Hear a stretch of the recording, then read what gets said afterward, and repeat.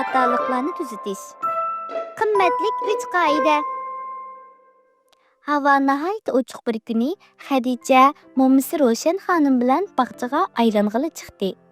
Xadicha marojni yegach mo'misining gapini anglayotdi. Ko'rvatamsiz qizim. Alloh biz uchun bu dunyoni nimancha go'zal yaratgan ha. Subhanalloh. Dedi atrofdagi rang-rang xushpuroq gullarni, dal-daraxtlarni ko'rsatib. Shundoq mo'ma, hammasi bek chiroyli. Xadicha bilan mo'misi bog'chada ketib o'tib, yiqimsiz bir puroqning borligini his qildi. Puroq kelayotgan tarafga mang'inida noxush bir manzara ularning oldida namoyon bo'ldi.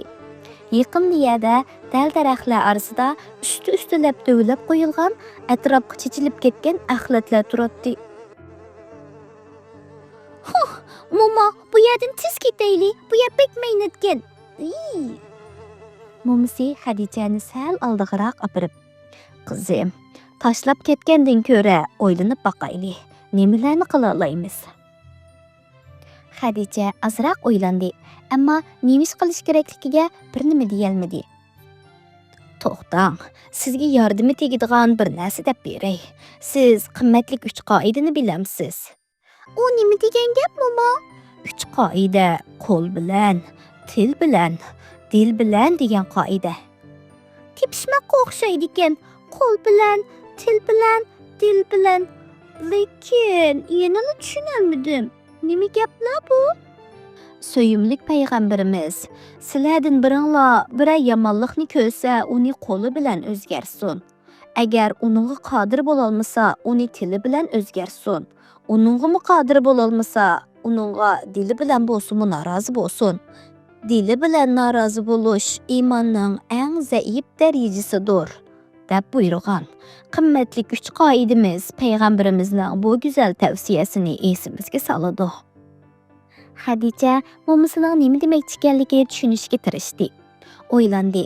Yomon ishlarni qo'limiz bilan va tilimiz bilan tuzatishning qanday gap ekanligini tushundi.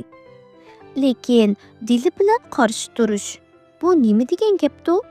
Xadicha buni faqat tushunolmadi. "Mo'ma, dilimiz bilan qarshi turish-ku yaxshi, lekin u qanday bo'ladi?" Dili bilan qarshi turish degan yomon ishlarga noroziligini ko'nglida bo'lsa-mu ifodalash demakdir. Xadicha amdi qimmatli 3 qoidani tushunib oldi. Ikkalan billa yana axlatlarni ko'rgan yerga bordi. "Qani amsa, qimmatli qoidamizni asliga qayta o'ylanib boqaylik. Bu ishga nisbatan nima qila olamiz?" Xadicha o'ylanishga boshladi. "Men bu ishni qo'lim bilan tuzayolmayman. Agar yerda bir tal axlat ko'rgan bo'lsam, uni axlat sanduqiga tashlay olmaydim. Lekin buncha ko'p axlatni ilib olmayman. Bu yomon ahvolni tilim bilanmi tuzayolmaydi ekanman. Agar yerga axlat tashlagan bir do'stimni ko'rgan bo'lsam, uni tilim bilan ogohlantirdim. Axlatlarning ko'payib ketmasligining oldini ola olmaydim. Lekin hozir bunda qilishim mumkin emas. Amdi oxirgi bir qoida qoldi. Men bu yomon ishga dilim bilan qarshi turaman. Bu ishning to'g'ri ish emasligini o'zimga eskartib turaman. Amdi mo'ma, navbat sizga keldi." Men bu yomon ishni qo'lim bilan tuzayolmayman. Chunki mendek yashinib qolgan bir ayolning buningga kuchi yetmaydi.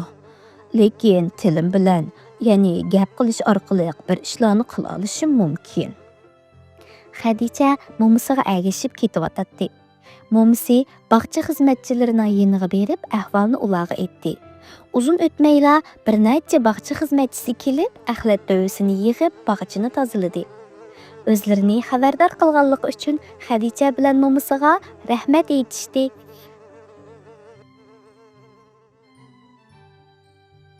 Qo'l bilan, til bilan, dil bilan.